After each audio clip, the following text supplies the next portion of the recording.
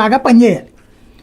వీడు వ్యాపారం ఏం చేయడు, రాజకీయ నాయకుడు ఇట్లాంటి దందా చేసి డబ్బులు ఎవడో సంపాదిస్తే వాడి దగ్గర నుంచి వాటా తీసుకుంటాడు. ఇప్పుడు ఇసుక ఏంటండి, ప్రభుత్వం అమ్మదు, పేరుకి ప్రభుత్వం, ఎక్కడికక్కడ రీచ్లే కదా, ఎవడు తింటున్నాడు? ఇవన్నీ వాస్తవంగా ప్రభుత్వాలు మారినప్పుడల్లా చివరికి ఇప్పుడు ఏ స్థాయికి వచ్చేసామండి, రేషన్ షాపులు కూడా ప్రభుత్వం మారినప్పుడు కొత్త వాళ్ళకి ఇచ్చేసుకోవాలా? తర్వాత అదేంది ఉద్యోగాలు కూడా అవుట్ సోర్సింగ్, ఈ ఉద్యోగాలు కూడా మార్చేసుకోవాలా? ఎక్కడికి పోతున్నాం మనం అంటే, ఆంధ్రాలో ఏదో ఒక అంటే అధికారంలో ఉండేవాడికి బానిసగా పనిచేస్తే నువ్వు బతుకుతావు, లేదు ఈ అధికారంలో ఉన్నవాడి వల్ల నువ్వు సఫర్ అయ్యావా, పోయి ప్రతిపక్షం వాడి దగ్గరికి పో, వాడు అధికారంలోకి రావాలని కోరుకో, అప్పుడు వాడు వచ్చాక మళ్ళీ నీకు వస్తాయి.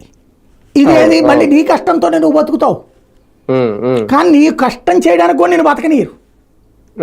ఇలాంటి విచిత్రమైన పరిస్థితుల్లోకి వెళ్తుంటే నిర్మాణాత్మక చర్చ కాకుండా ఎంతసేపటికి అర్థం పర్థం లేని మాటలతో, అర్థం పర్థం లేని వార్తలతో నడుస్తుంది ఆంధ్రప్రదేశ్. కానీ నిజంగా ఇప్పుడు వెనక్కి ఇవ్వడం ఏమైనా జరుగుద్దా సార్? అది సాధ్యం అవుతుందా? ఇప్పుడు నిన్న చంద్రబాబు నాయుడు గారు కూడా అన్నారు కదా, ఇటువంటి ఇది తుపాకీలు పెట్టి గన్నలు పెట్టి బెదిరించి మరీ వాటాలు తీసుకున్నారంటే అవన్నీ రికవరీ చేస్తాం, దానికి సంబంధించి అన్న ఒక చట్టం కూడా తీసుకొస్తాం అవసరమైతే అని. బేసిక్గా ఒకటి